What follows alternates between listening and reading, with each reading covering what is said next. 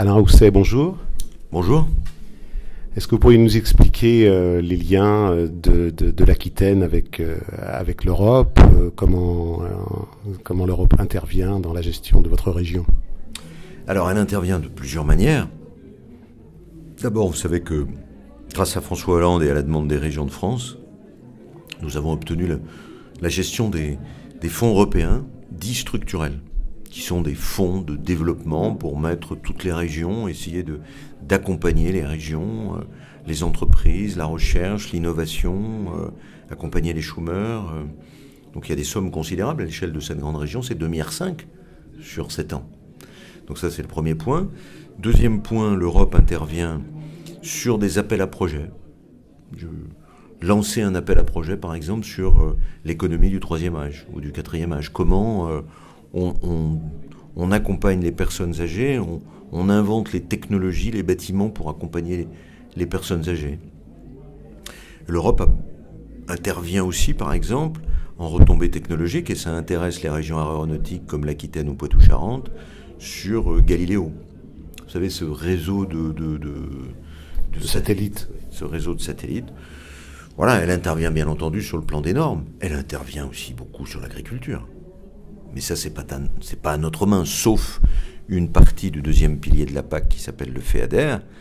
Mais l'Europe, elle est au quotidien pour réhabiliter des bâtiments anciens ou des bâtiments sociaux anciens. Elle est aux côtés des entreprises, elle est aux côtés des agriculteurs, elle est aux côtés des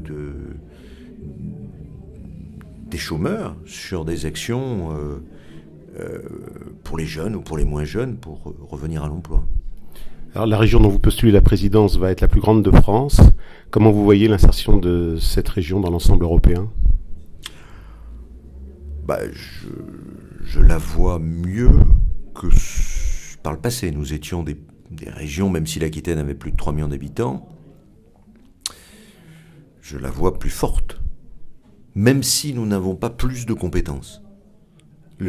Le vrai problème restera toujours comment on clarifie les compétences dans notre pays. L'État a encore trop de pouvoir, trop de compétences. Son appareil veut garder trop de choses. Et ça ne marche pas. On voit bien qu'on n'a pas réindustrialisé la France.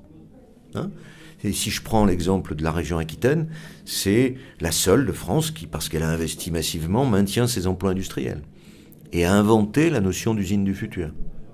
Et nous avons en région Aquitaine la moitié des usines à reconstruire de France, à l'initiative de la région. Donc il faut impérativement qu'on ait vite un acte de décentralisation. Dernière question, est-ce que l'Aquitaine actuellement a des relations privilégiées avec certaines régions d'Europe ? Oui, on est jumelé avec le Land 2S, une grande région de près de 8 millions d'habitants, avec 38 milliards de budget. Le budget de la région Aquitaine, 1,4 milliard. Ça vous donne à réfléchir. Avec la région Émilie-Romagne, avec une région polonaise, avec une région de Roumanie, ou sur le delta du Danube. Et puis nous avons beaucoup d'actions de coopération, notamment sur Madagascar, sur l'Afrique, sur le Sénégal, sur Haïti. Sur Madagascar, nous sommes avec une région qui s'appelle Itache, qui est au-dessus de Tananarive, où nous avons accompagné des milliers d'agriculteurs. Merci Alain Rousset. Merci beaucoup à vous.